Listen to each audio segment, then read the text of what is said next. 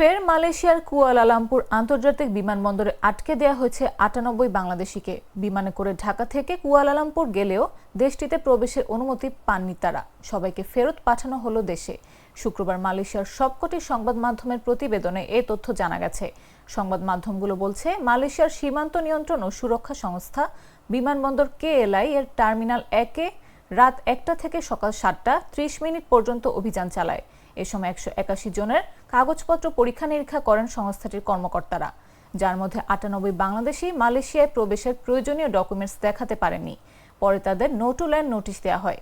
AKPS এর এক বিবৃতিতে বলা হয়, যাদের আটকে দেওয়া হয়েছে তারা বাংলাদেশ থেকে একটি ভোরের ফ্লাইটে এসেছেন। দিনের বেলা যেহেতু কঠোর পরীক্ষা নিরীক্ষা করা হয়, সেটি এড়াতে খুব সম্ভবত তারা ভোরে আসেন।